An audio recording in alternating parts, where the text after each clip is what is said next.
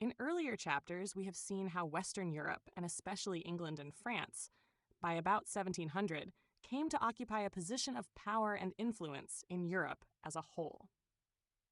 We have traced the political history of Western Europe through the War of the Spanish Succession, terminated in 1713-1714 by the treaties of Utrecht and Rastatt.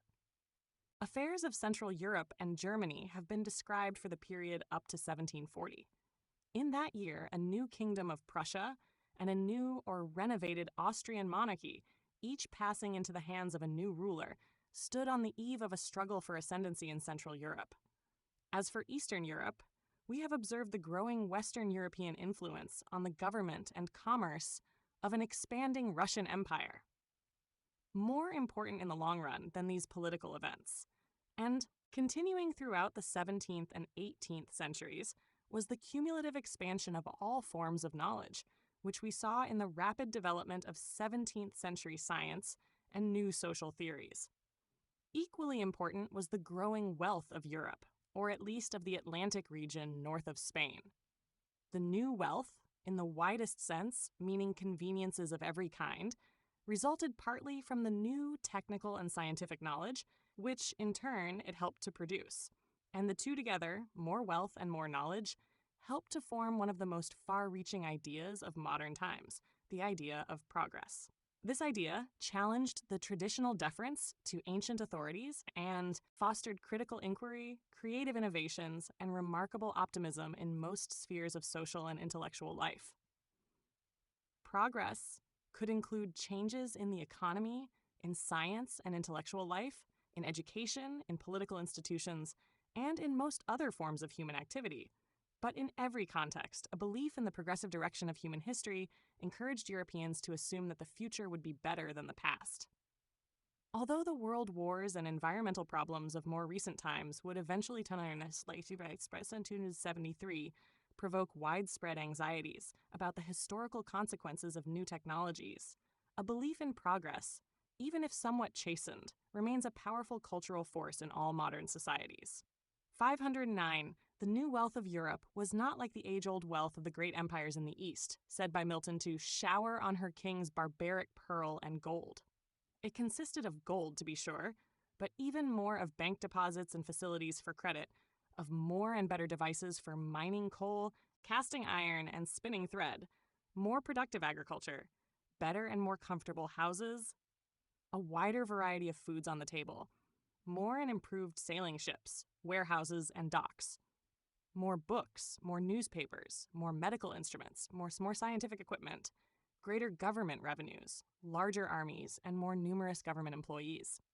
The new wealth also flowed from the labor of enslaved workers and the commodities they produced in the Americas, but in the wealthier European countries. And because of the growing accumulation of capital, more people were freed from the necessity of toiling for food, clothing, and shelter. Drawing on the profits of an increasingly global economy, more Europeans were able to devote themselves to all sorts of specialized callings in government, management, finance, war, teaching, writing, inventing, exploring, and researching, and in producing the amenities rather than the barest necessities of life. These new forms of mechanical production, social organization, and specialized knowledge also began to spread to European colonies around the world, thus contributing to the expanding systems of transoceanic trade and to the growing belief in human progress. 31. Elite and popular cultures. The accumulation of wealth and knowledge was not evenly distributed among the various social classes. There had always been differences between rich and poor, with many gradations between the extremes. But at the time we are now considering, as the 17th century turned into the 18th, there came to be a more obvious distinction between elite and popular cultures. The terms are hard to define. The elite culture was not exactly the culture of the rich and well-to-do, nor was the popular culture limited to the poor and lower economic classes. The word elite suggests a minority within a given range of interests. Thus, there were elites not only of wealth, but of social position and of power. Elites of fashion, 510 of patronage and connoisseurship in the arts, and of artists themselves.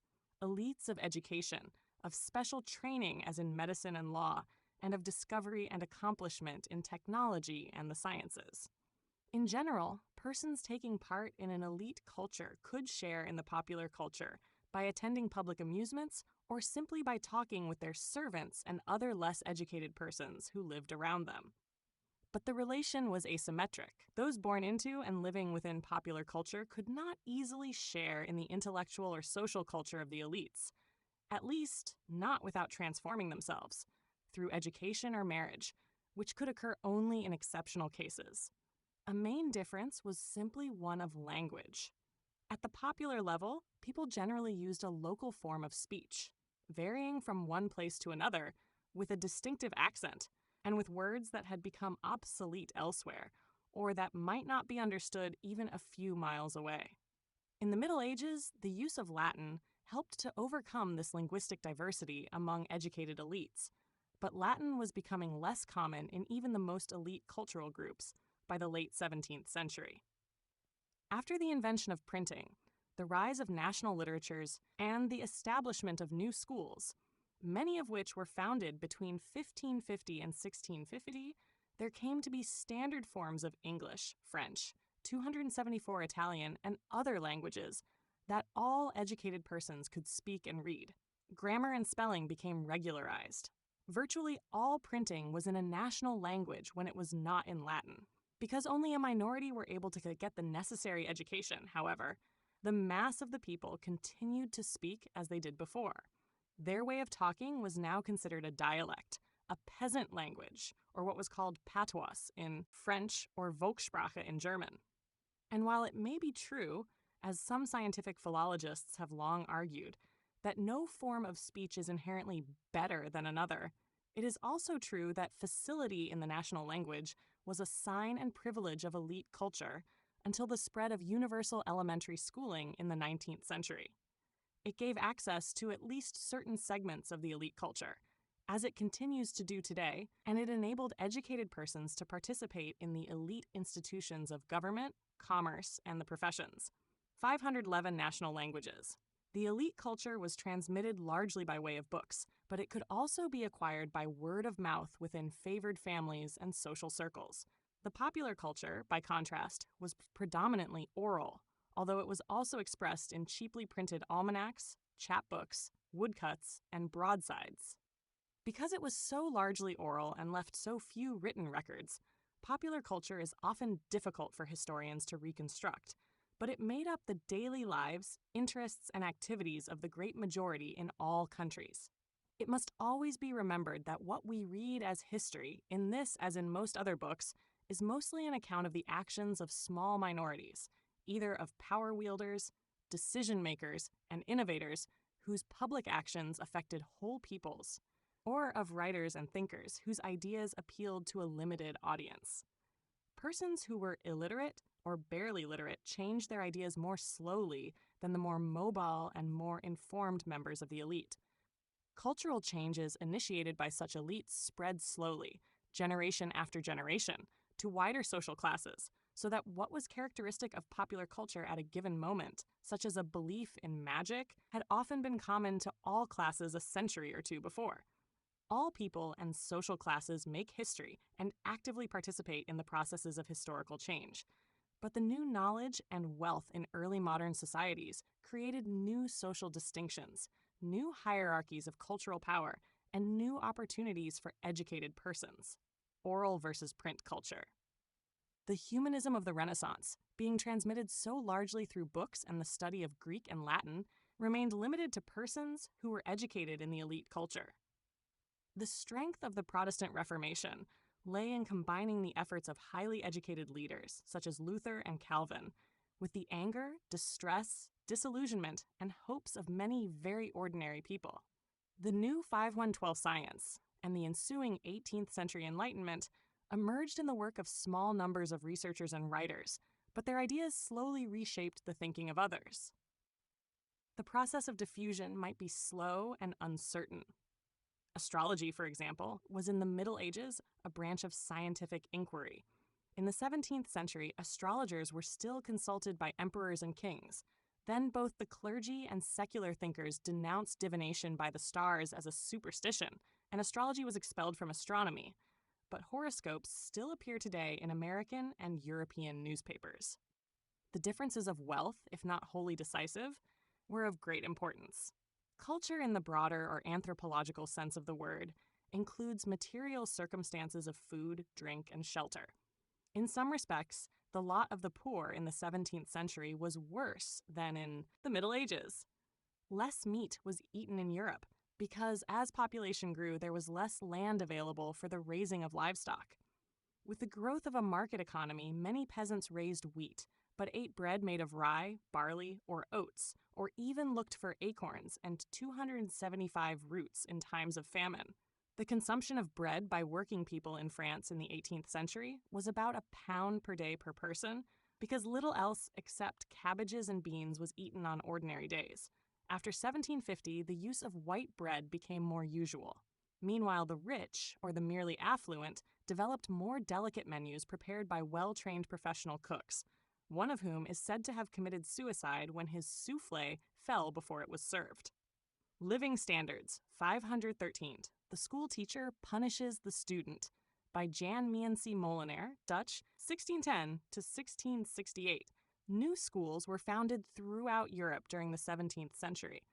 Segregated by gender and mainly educating boys from the upper classes, these schools created a new cultural foundation for social status and political influence.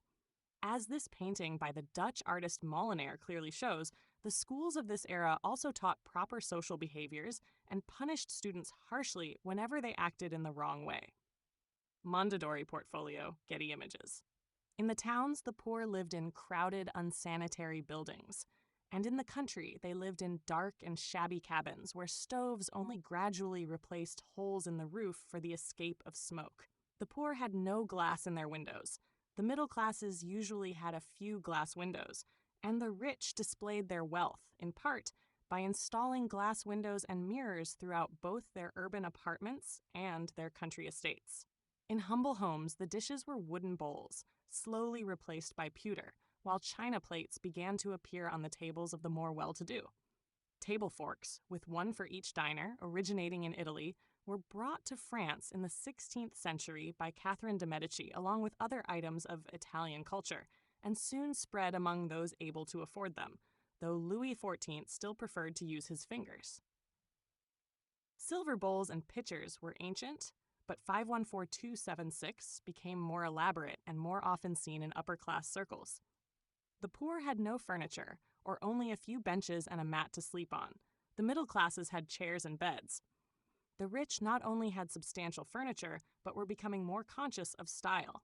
Among higher-income families, it became usual to have houses with specialized rooms, such as separate bedrooms and a dining room. New ideas about privacy, the meaning or autonomy of childhood, and the health of the human body began to influence 18th century architecture, so that well-to-do people wanted more private spaces for themselves and their children.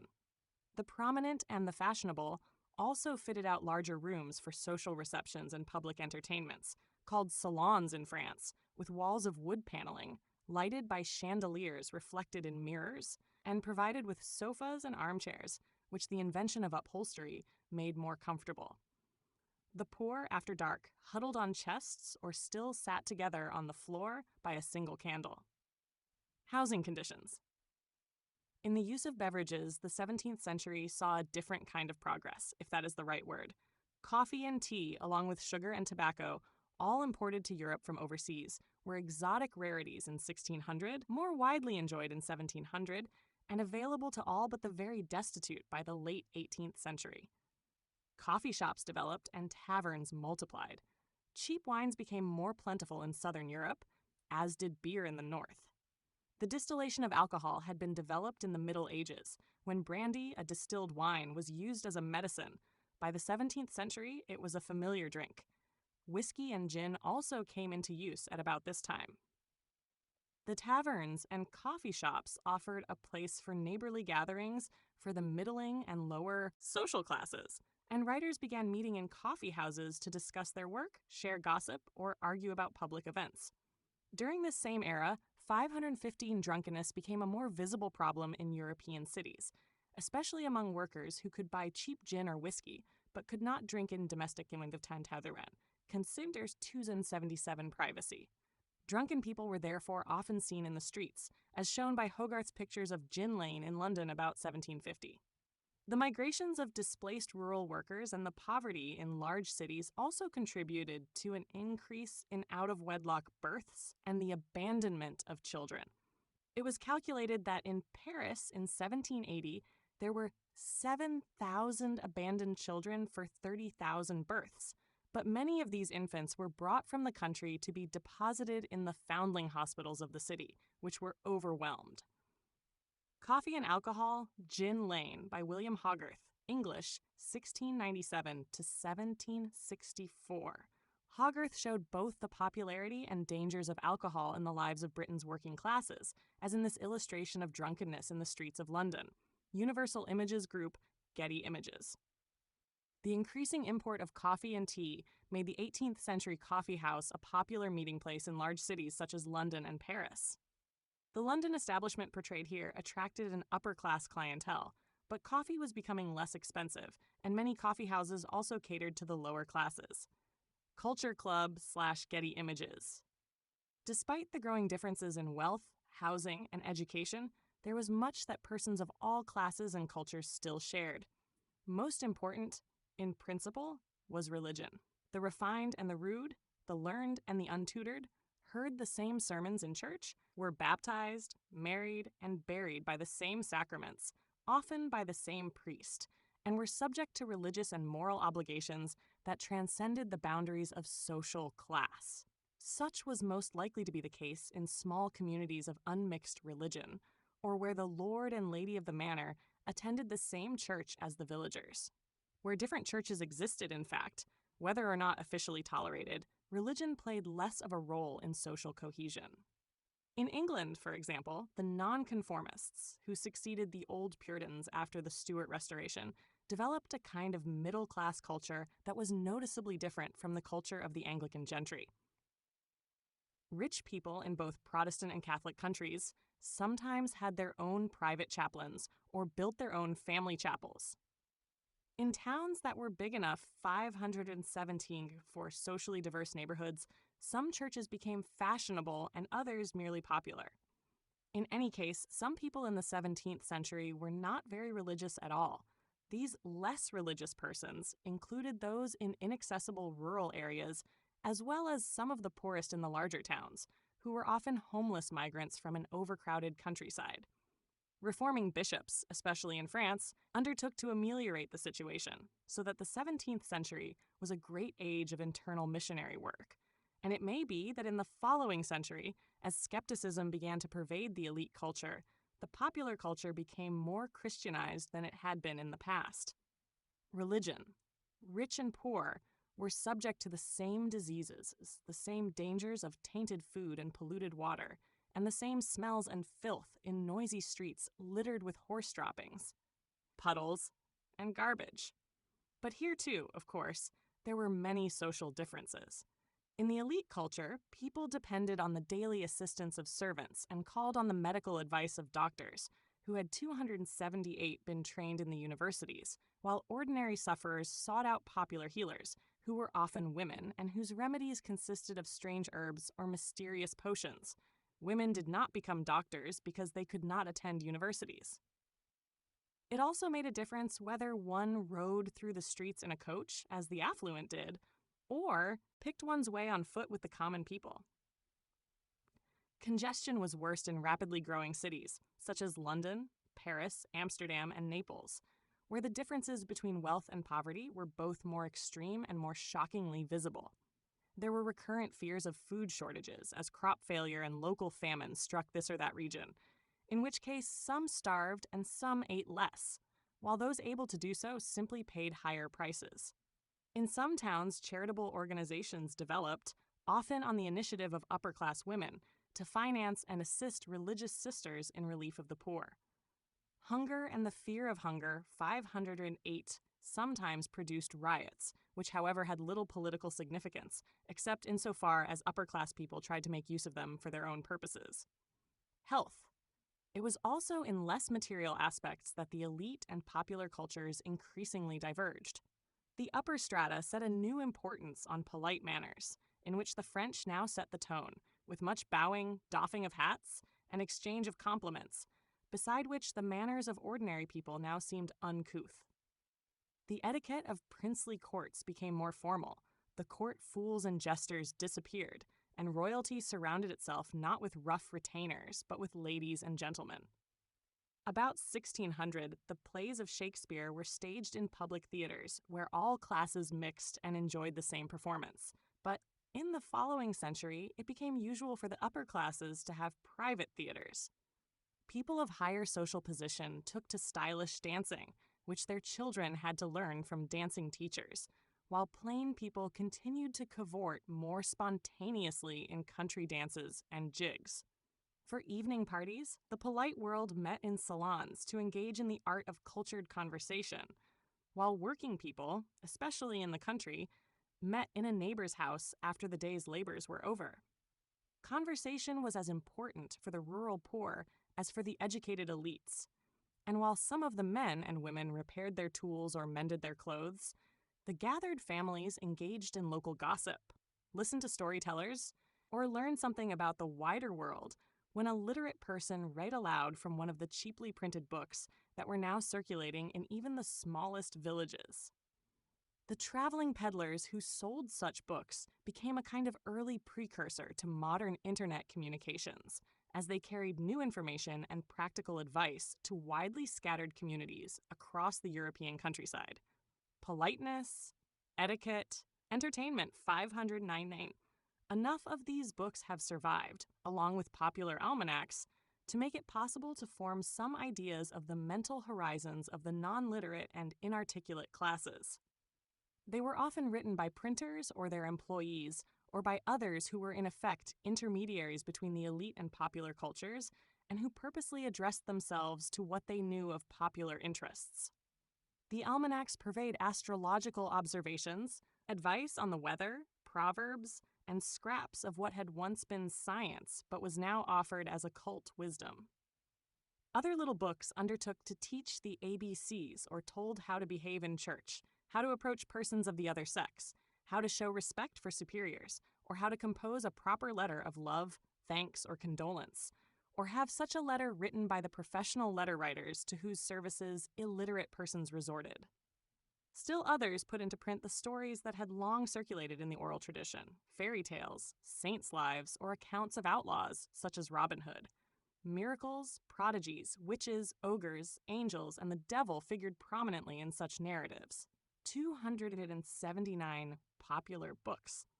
It is a curious fact that where educated persons were now schooled in Greek mythology and admired the heroes of ancient Rome, the plain people were still engrossed by tales of medieval chivalry, knights errant, and holy hermits that had once been told in baronial halls. Memories of the times of King Arthur and Charlemagne lingered in the popular consciousness. There were long and complex European tales of the exploits of Roland and other paladins who had fought for Christianity against the infidels, all set in a world of faraway adventure without definite location in time or place. Saracens, Moors, Turks, and Muslims, and at times Jews, were generally portrayed in such stories as menacing figures. Belief in witchcraft and magic was to be found in 1600 in all social classes. The witches in Macbeth were perfectly believable to Shakespeare's audience. Learned books were still written on these subjects, and indeed the learned writers and the judges in law courts may have stirred up more 520 anxiety about witches and magicians than ordinary people would otherwise have felt. By 1700, however, a great change was evident. Witches, magicians, and miscellaneous enchantments were disappearing from the elite culture, but they still figured in the popular mind. Unaffected as yet by either science or doubt, most ordinary people inclined to think that there was something true about magic, which they distinguished as good and bad. Good magic unlocked the secrets of nature. Popular writings on alchemy told of famous sages of the past who knew how to turn base metals into gold. There were special formulas that added to the efficacy of prayer. Some older women had a secret knowledge of medicinal herbs, in which indeed there might be some pragmatic value, but which was blended with the mysterious and the occult. Bad magic was used to cause harm. It taught the black arts. It gave force to curses. It often involved a compact with the devil. It was what made witches so fearsome. By 1700, such ideas were subsiding. Judges who were trained to evaluate empirical evidence no longer believed that such powers existed, and so would no longer preside at witchcraft trials. The same may be said of belief in prophecies and oracles. In the elite culture, only those recorded in the Bible retained any credibility, but there was still a popular acceptance of recent prophecies and foretellings of the future. Witchcraft and magic. Popular culture continued to express itself also in fairs and carnivals. For men and women who rarely traveled and lived limited lives, these were exciting events that occurred only at certain times of the year and to which people flocked from miles around. At the fairs, one could buy things that local shops and the wandering peddlers could not supply. There would be puppet shows, jugglers, and acrobats. There were conjurers who refused to admit, like modern magicians, that they were using merely natural means. A mountebank was someone who mounted a platform, banco in Italian, where he sold questionable remedies for various ills while keeping up a patter of jokes and stories, often accompanied by a 521 clown. Blind singers and traveling musicians entertained the throngs, and for the tougher-minded, there were cockfights and bear-baiting. In such a hubbub, itinerant preachers might denounce the vanities of this world or throw doubt on the wisdom of bishops and lawyers. Carnival went on for several weeks preceding Lent. The word itself, from the Italian carnevale, meant farewell to meat, from which good Christians were to abstain during the 40-day Lenten fast. In France, it climaxed in the Mardi Gras, Fat Tuesday. It persisted in Protestant countries also. It was a time for big eating and heavy drinking, for general merrymaking and foolery, and for playful inversions of the normal social hierarchies and cultural solemnities. Comical processions marched through the streets. Farces were performed and mock sermons were delivered. Young men showed their strength in 280 tugs of war, foot races, and a rough-and-tumble kind of football. A common theme was what was called in England, the world turned upside down. Men and women put on each other's clothing. Horses were made to move backward with the rider facing the tail. Little street dramas showed the servant giving orders to the master, the judge sitting in the stocks, the pupil beating the teacher, or the husband holding the baby while the wife clutched a gun. In general, the carnival was a time for defying custom and ridiculing authority. It is hard to know how much such outbursts were expressions of genuine resentments and how much they were only a form of play. They could, indeed, be both. 522, The Kermesse of St. George by Peter Bruegel the Younger, Flemish, 1564 to 1638. Festivals and popular carnivals often altered the normal patterns of daily work in European towns throughout the early modern era. Bruegel's painting conveys his interest in the social lives of common people. It portrays an early 17th century kermesse or festival in the town square of a small Flemish village, but the eating, drinking, dancing, banners, and playful conversations were typical of popular feast days in all parts of Europe during this era. Fine art photographic, Getty Images. In 1600, people of all classes took part in these festive activities. In the following century, as both the Protestant and the Catholic Reformations extended their influences, the clergy undertook to purge such public events of what they considered excesses, and the civil authorities in the growing state governments began to frown on them as incitements to subversion. By 1700, the people of elite culture, the wealthy, the fashionable, and the educated, were more inclined to stay away, or they attended only as spectators to be 281 amused at the simple pleasures of the common people.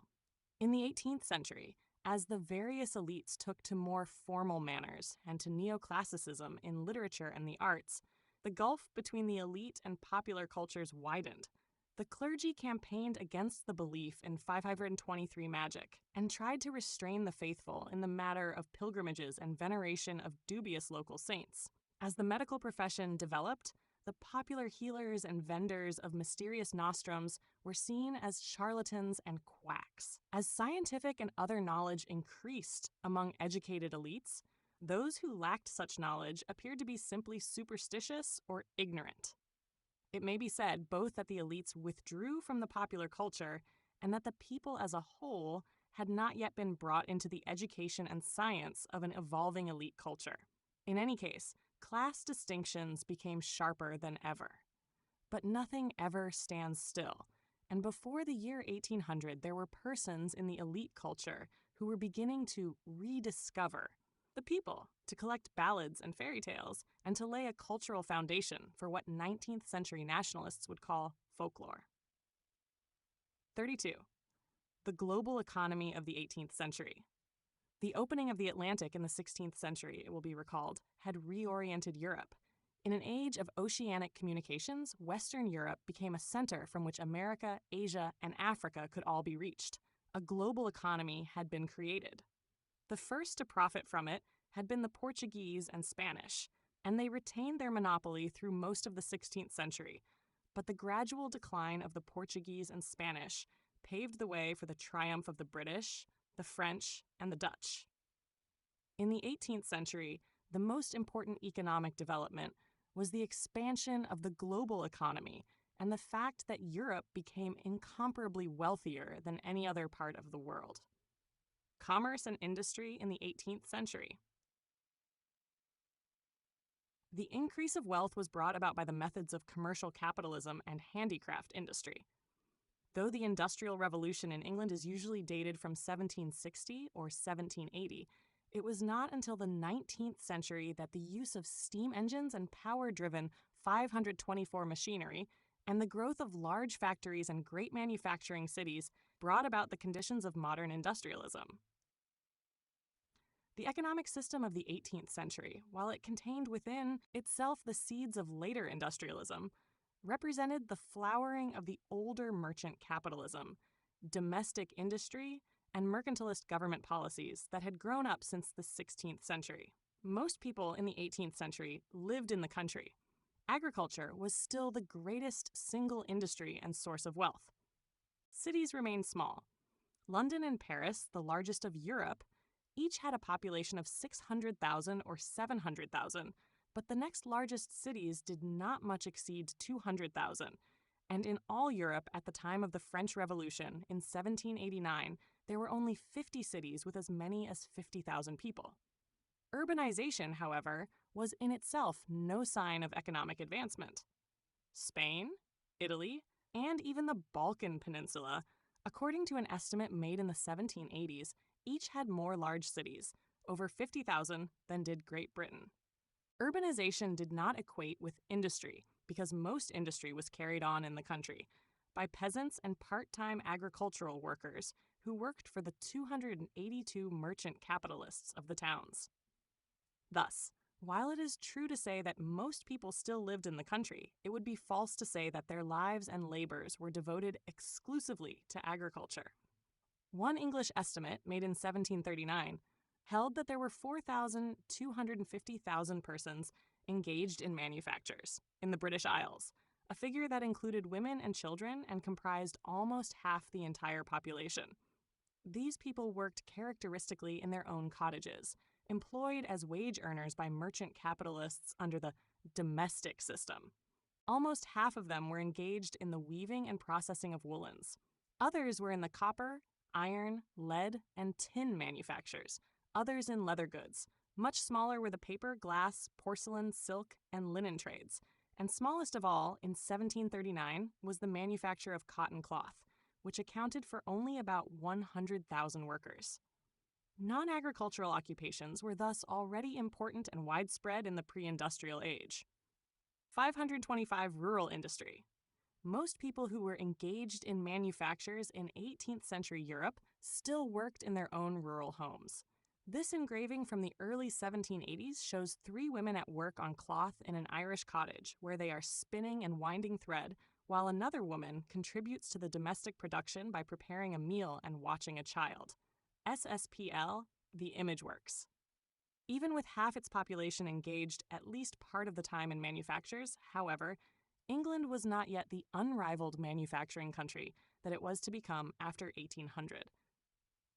England in the 18th century produced no more iron than Russia and no more manufactures than France. The population of England was still small. It began to grow rapidly about 1760, but as late as 1800, France was still twice as populous as England and Scotland together. France, though less intensively developed than England, with probably far less than half its people engaged in manufactures, nevertheless, because of its greater size, remained the chief industrial center of Europe. 283, 526, although foreign and colonial trade grew rapidly in the 18th century, it is probable that, in both Great Britain and France, the domestic or internal trade was greater in volume and occupied more people. Great Britain, with no internal tariffs, with an insignificant guild system, and with no monopolies allowed within the country except to inventors, was the largest area of internal free trade in Europe. France, or at least Colbert's 5 great farms, offered an almost equal-sized free-trading internal market. A great deal of economic activity was therefore domestic, consisting of exchange between town and town, or between region and region. The exact proportions between domestic and international trade cannot be known, but foreign trade was increasingly important for the largest business enterprises. International trade created the greatest commercial fortunes and the main accumulations of new capital, and it was the foreign trade that led to international rivalry and war. The world economy, the Dutch, British, and French. On the international economic scene, a great part was still played by the Dutch. After the Peace of Utrecht, the Dutch ceased to be a great political power, but their role in commerce, shipping, and finance remained undiminished, or diminished only when compared to the continuing commercial growth of France and Great Britain. They were still the middlemen and common carriers for other peoples. Their freight rates remained the lowest of Europe. They continued to grow rich on imports from the East Indies. To a large extent also, in the 18th century, the Dutch lived on their investments. The capital they had accumulated over 200 years, they now lent out to French or British or other entrepreneurs. Dutch capital was to be found in every large commercial venture of Europe and was lent to governments far and wide. A third of the capital of the Bank of England in the mid-18th century belonged to Dutch shareholders. The Bank of Amsterdam remained the chief clearinghouse and financial center of Europe. Its supremacy did not end until a French Revolutionary Army invaded Holland in 1795. 527 trade. The Atlantic trade routes leading to America, to Africa, and to Asia attracted the merchants of many nationalities in Europe. A great many East India companies were established, usually to do business in America as well as the East, for the Indies. At the beginning of the 18th century was still a general term for the vast regions overseas. Both the English and the French East India companies were reorganized with an increased investment of capital shortly after 1700. A number of others were established by the Scots, the Swedes, the Danes, the Imperial Free City of Hamburg, the Republic of Venice, Prussia, and the Austrian monarchy. But, with the exception of the Danish company that lasted some 60 years, they all failed after only a few years, either for insufficiency of capital or because they lacked strong diplomatic, military, and naval support. Their failure showed that in the transoceanic trade, unassisted business enterprise was not enough. Merchants needed strong national backing to succeed in this sphere. Neither free city, nor small kingdom, nor tiny republic, nor the amorphous Austrian Empire provided a firm enough base to sustain a global trading company. East India companies. It was the British and French who won out in the commercial rivalry of the 18th century. Britain and France were alike in having, besides a high level of industrial production at home, national-scale governments that could protect and advance, under mercantilist principles, the interests of their merchants in distant countries. For both peoples, the 18th to 184 century, or the 3/4 of a century between the end of the War of the Spanish Succession in 1713 and the beginning of the French Revolution in 1789, was an age of spectacular enrichment and commercial expansion. 528 commercial rivalry. Although the trade figures are difficult to define precisely, French foreign and colonial trade may well have grown even more rapidly, than the British in the years between the 1720s and the 1780s. In any event, by the 1780s, the two countries were about equal in their total foreign and colonial trade. The British in the 1780s enjoyed proportionately more of the trade with America and Asia. The French, more of the trade with the rest of Europe and the Middle East. The growing competition for global markets contributed to all of the colonial and commercial wars between Britain and France during the 18th century and on into the final climactic struggle and British triumph in the time of Napoleon. Asia, America, and Africa in the global economy. In the expanding global economy of the 18th century, each continent played its special part. The European trade with Asia was subject to an ancient limitation. Asia was almost useless as a market for European manufactures. There was much that Europeans wanted from Asia, but almost nothing that Asians wanted from early modern Europe. The peoples of Chinese, Indian, and Malay culture had elaborate civilizations with which they were content. Asian elites in this era lacked the global trading ambitions of European entrepreneurs, and the masses were so impoverished, more so even than in Europe, that they could buy nothing anyway. Europeans found that they could send little to Asia except gold. The trade of gold from Europe to Asia had gone on since ancient times, and even more gold and silver flowed to East Asia from European colonies in the Americas after the 16th century. Accumulating over time, the wealth from this trade became one source of the fabulous treasures of Eastern princes. To finance the swelling demand for Asian products, it was necessary for Europeans constantly to replenish their stocks of gold. The British found an important new supply in Africa along the Gulf of Guinea, where the Royal African Company began to export gold from a region, the present Ghana, that was long called the 529 Gold Coast. The word Guinea became the name of a gold coin minted in England from 1663 to 1813, and long remained a fashionable way of saying 21 shillings. What Europeans sought from Asia was still in part spices, pepper and ginger, cinnamon and cloves, now brought in mainly by the Dutch from their East India Islands. But they wanted manufactured goods also. Asian technical skills were superior to 18th century European technologies in several lucrative spheres of transnational commerce. It is enough to mention rugs, chinaware, and cotton cloth. The very names by which cotton fabrics are known in English and other European languages reveal the places from which they were thought to come. Madras and calico refer to the Indian cities of Madras and Calicut, muslin to the Arabic city of Mosul. Gingham comes from a Malay word meaning striped, chintz from a Hindustani word meaning spotted. Most of the Eastern manufactures were increasingly imitated in the 18th century in Europe. Axminster and Aubusson carpets competed with Oriental rugs. In 1709, a German named Bocher discovered a formula for making a vitreous and translucent substance comparable to the porcelain of China. This European China, made at Sèvres, Dresden, and in England, soon competed successfully with the imported original. 285 spices and Asian manufactures. Cotton fabrics were never produced in Europe at a price to compete with fabrics from India until after the introduction of power machinery, which began in England about 1780.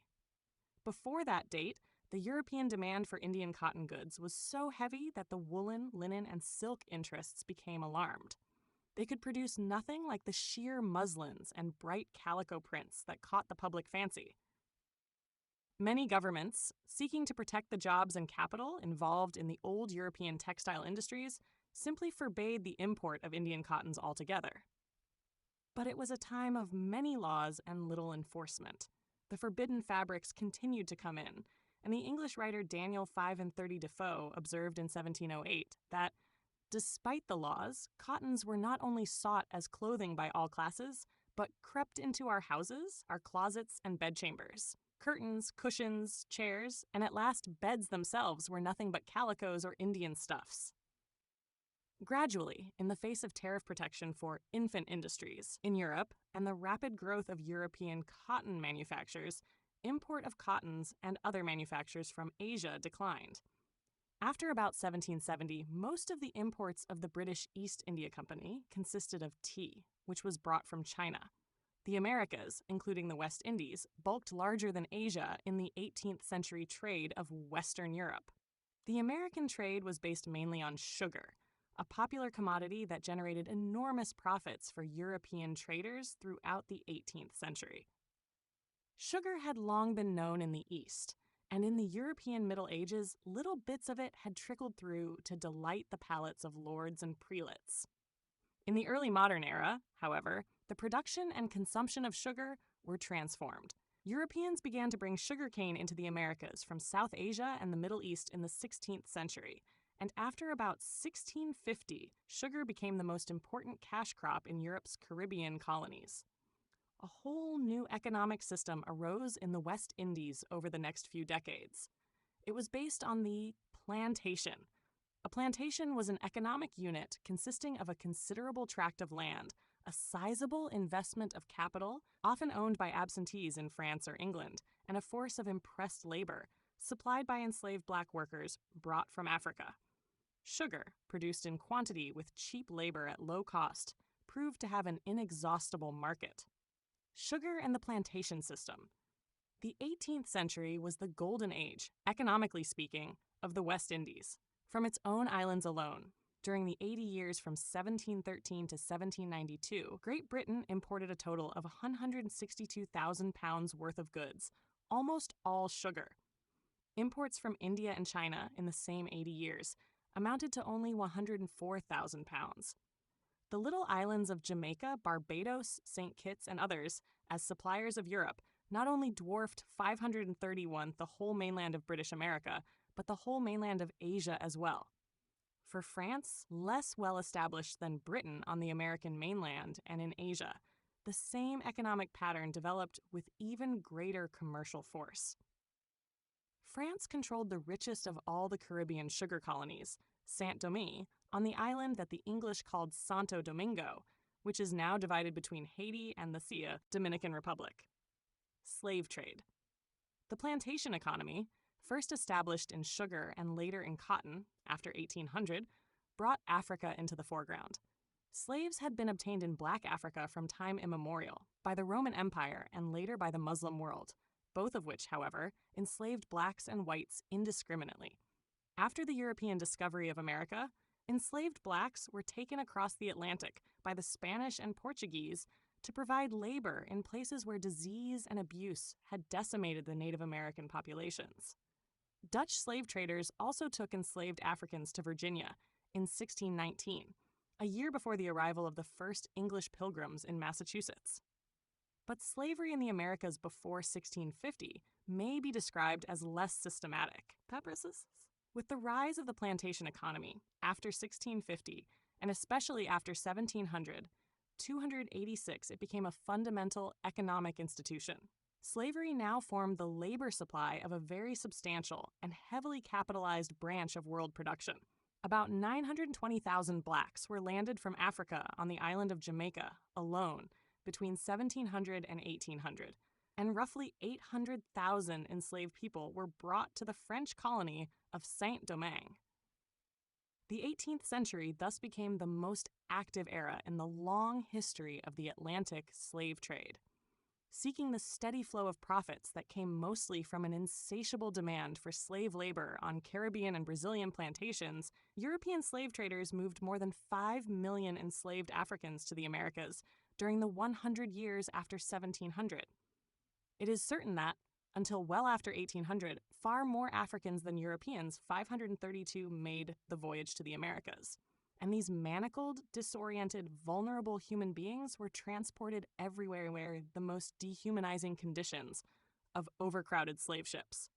The transatlantic slave trade in the 18th century was conducted mainly by English-speaking interests, principally in England but also in New England, followed as closely as they could manage it by the French. Yearly export of merchandise from Great Britain to Africa, used chiefly in exchange for slaves, increased tenfold between 1713 and 1792. As for merchandise coming into Britain from the British West Indies, virtually all produced by slaves, in 1790 it constituted almost a fourth of all British imports. If we add British imports from the American mainland, including what after 1776 became the United States, the importance of black slave labor to the British economic system will appear still greater, because a great part of exports from the mainland consisted of agricultural products, such as tobacco and indigo, produced in most places by slaves. The rapid growth of trade within the British Empire and the phenomenal rise of British capitalism in the 18th century were therefore based to a considerable extent on the enslavement of Africans. The town of Liverpool, an insignificant place on the Irish Sea in 1700, built itself up by the slave trade and the trade in slave-produced commodities to become a busy transatlantic commercial center, which in turn, as will be seen later, stimulated the Industrial Revolution in Manchester and other neighboring towns. Slavery and British capitalism. The Western European merchants, British, French, and Dutch, sold the products of America and Asia to their own peoples and to those of Central and Eastern Europe. Trade with Germany and Italy was fairly stable. With Russia, it enormously increased. To cite the British record only, Britain imported 15 times as much from Russia in 1790 as in 1700, and sold the Russians 6 times as much. The Russian landlords, as they became more connected to Europe, desired Western manufactures, and the colonial products, such as sugar, tobacco, and tea, that B-33 purchased only from Western Europeans. They had grain, timber, and naval stores to offer in return. Similarly, landlords of Poland and North Germany in the 17th and 18th centuries found themselves increasingly able to move their agricultural products out through the Baltic, and hence increasingly able to buy the products of Western Europe, America, and Asia in return. Eastern European landlords now had another incentive to make their estates more productive. The early modern global trading system therefore began to affect all parts of Europe, including also the landlords and peasants in Central and Eastern Europe. The large landowners who sought more profits with which to purchase commodities and other goods coming from the Americas and Western Europe helped to spread big agriculture into new areas, developing in Eastern Europe a system not unlike the plantation economy of the New World. This expanding system of European trade and agriculture had many effects. It contributed, along with political causes, to reducing the bulk of the Eastern European population to serfdom. It helped to bring Western European culture to the upper classes of Eastern Europe, and it helped to enrich the cities and merchants of Western Europe. 287 historical documents. John Wesley, Thoughts Upon Slavery, 1778. European slave traders moved more than 5 million enslaved Africans to the Americas during the 18th century alone. These enslaved workers produced the sugar, cotton, and other commodities that generated great wealth for the expanding commercial classes of Western Europe. At the same time, however, religious thinkers and political advocates of natural human rights increasingly condemned slavery as immoral and called for its abolition. The following excerpts from a pamphlet by the most prominent leader of the influential Methodist movement in England, John Wesley, 1703 to 1791, shows how religious and political ideas fused in new critiques of slavery on both sides of the Atlantic, even as Europeans continued to expand the slave system into more places. 5 and 34, who can reconcile this treatment of the Negroes with either mercy or justice? Where is the justice of inflicting the severest evils on those who have done us no wrong, of tearing them from their native country and depriving them of liberty itself, to which an Angolan has the same natural right as an Englishman, and on which he sets as high a value? Yea, where is the justice of taking away the lives of innocent, inoffensive men? I absolutely deny all slaveholding to be consistent with any degree of even natural justice. If therefore you have any regard to justice, to say nothing of mercy, nor of the revealed law of God, render unto all their due. Give liberty to whom liberty is due, that is to every child of man, to every partaker of human nature. Let none serve you but by his own act and deed, by his own voluntary choice. Away with all whips, all chains, all compulsion. Be gentle towards men, and see that you invariably do unto every one as he should do unto you. O thou God of love, thou who art loving to every man, thou who hast mingled of one blood all the nations upon earth, have compassion upon these outcasts, Arise and help these that have no helper, whose blood is spilt upon the ground like water. Stir them up to cry unto thee in the land of their captivity. Savior of all, make them free. John Wesley, Thoughts Upon Slavery, London, and reprinted in Philadelphia by Joseph Cruikshank, 1778, from the electronic edition, Academic Affairs Library, University of North Carolina at Chapel Hill, 1999, pp. 34-35, 56-57. The Wealth of Western Europe, Social Consequences. The wealth that accumulated along the Atlantic seaboard of Europe was, in short, by no means produced only by the efforts of Western Europeans. All the world contributed to its formation. The natural resources of the Americas, the gold and people of Africa, the labor of enslaved workers on Caribbean islands, the resources and manufacturing skills of Asia, all alike went into producing the vastly increased volume of goods moving in world commerce. Europeans directed the movement. They supplied capital, they contributed technical and organizing abilities, and it was the 535 economic demands of Europeans, at home in Europe and as traders abroad, that set increasing numbers of Indians to spinning cotton, Chinese to raising tea, Malays to gathering spices, and enslaved Africans to the tending of sugarcane. A few non-Europeans might benefit in the process. Indian or Chinese merchants subsidized by the East Indian companies, African chiefs who captured slaves from neighboring tribes and sold them to Europeans. But the profits of 288 the world economy and the far-flung colonial empires really went to Europe. The new wealth, over and above what was necessary to keep the widely dispersed and polyglot labor force in being, and to pay other expenses, piled up in Britain, Holland, and France. European traders and merchants gained much of their new wealth in the 17th and 18th centuries from commodities produced on plantations in the Americas and the Caribbean. This plantation economy depended on the labor of enslaved African workers, such as the people in this illustration of a water-powered sugar mill in a French Caribbean colony. The image, which shows the processing of sugarcane, appeared in the famous French encyclopedia that was published between 1751 and 1772. DEA Picture Library, Getty Images. The new wealth was owned and managed by private persons. It accumulated within the system of private property and as part of the institutions of private enterprise or private capitalism. Governments were increasingly dependent on these private owners of property, for 536 governments in Western Europe had no important sources of revenue except loans and taxes derived from their peoples. When the owners of wealth gave their support, the government was strong and successful, as in England. When they withdrew support, the government collapsed, as it was to collapse in France in the Revolution of 1789. Accumulation of private wealth. In a technical sense, there were many capitalists in Western Europe, persons who had a little savings, which they used to buy a parcel of land or a loom or entrusted to some other person to invest at interest. And in a general sense, the new wealth was widely distributed. The standard of living rose in Western Europe in the 18th century, in part because the declining price of popular commodities made such goods more accessible for most European consumers. Tea, for example, which cost as much as £10 a pound when introduced into England about 1650, was an article of common consumption 100 years later. But wealth used to produce more wealth, that is, capital, was owned or controlled in significant amounts by relatively few persons. In the 18th century, some people became unprecedentedly rich, including some who started quite poor, for it was a time of new commercial opportunities.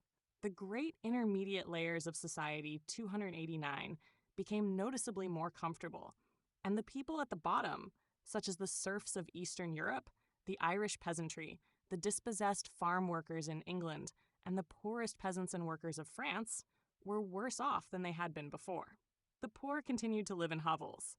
The prosperous created for themselves a pleasant, comfortable social world that connoisseurs still admire.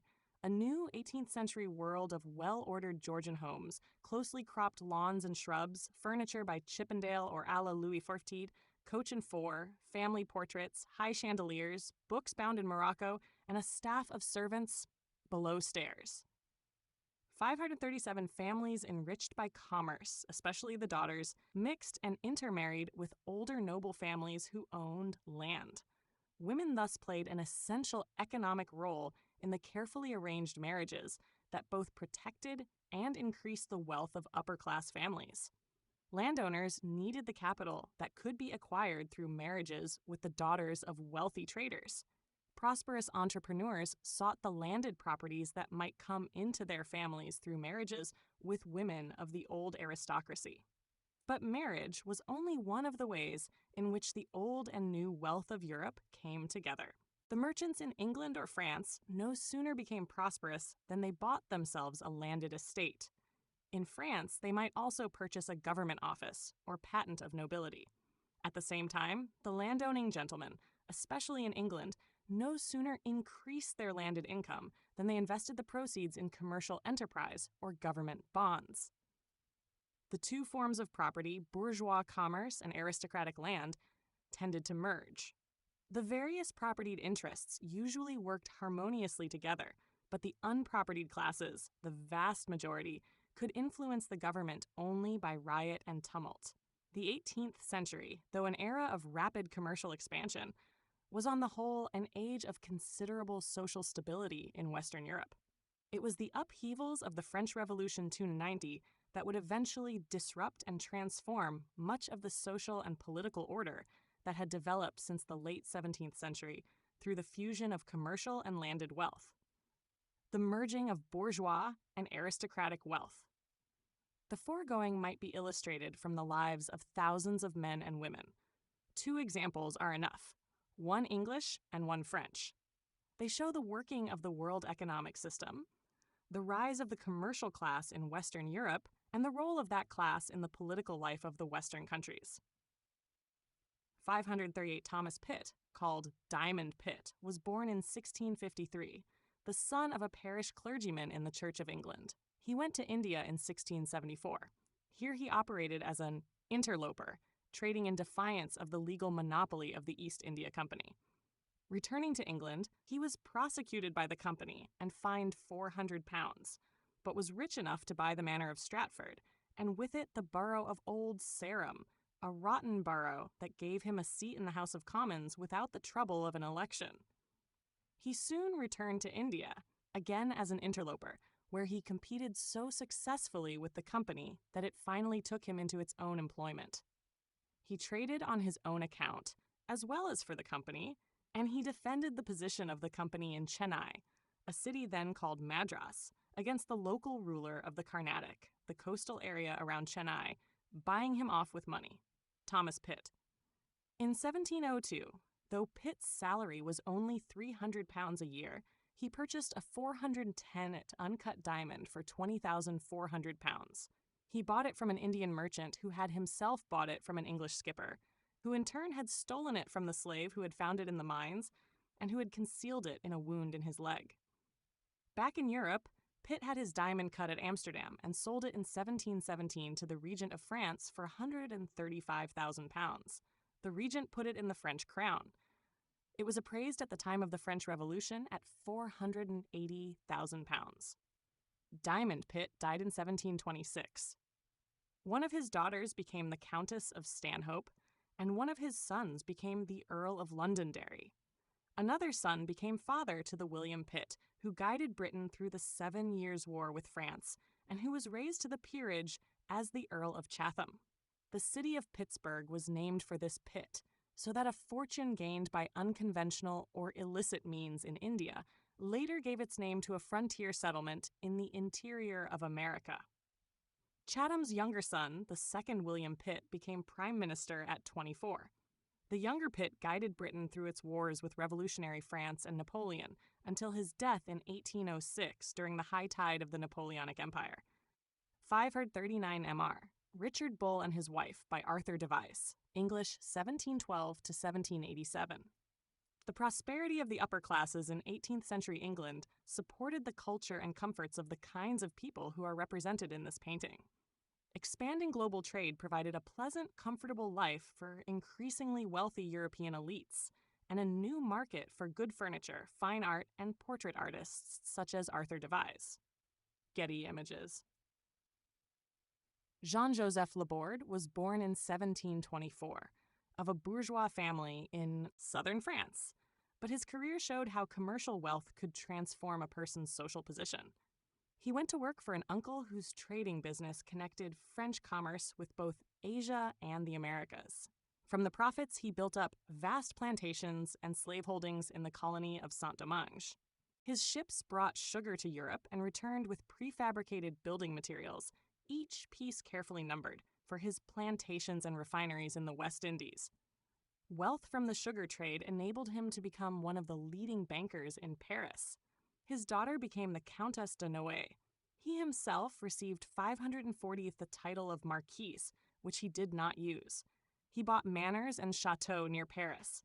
As a real estate operator, he developed that part of Paris, then suburban, now called the Chaussée d'Antin. Jean-Joseph Laborde. By 1760, Laborde was directing the king's tax collection system. And during the 7 Years' War, he was sent by the French government to borrow money in Spain, where he 291 was told that Spain would lend nothing to Louis XIII, but would gladly lend him personally 20,000 reals. In the War of American Independence, Laborde raised 12,000 livres in gold for the government to help pay the French army and navy, thus contributing to the success of the American Revolution. He acted as investment agent for Voltaire, gave 24,000 livres a year to charity, and subscribed 400,000 livres in 1788 toward building new hospitals in Paris. In July 1789, he helped to finance the insurrection that led to the fall of the Bastille and the Revolution. His son, in June 1789, took the oath of the tennis court, swearing to write a constitution for France. Despite his early support for the revolution, Laborde himself was guillotined in 1794. His children later turned to scholarship and the arts.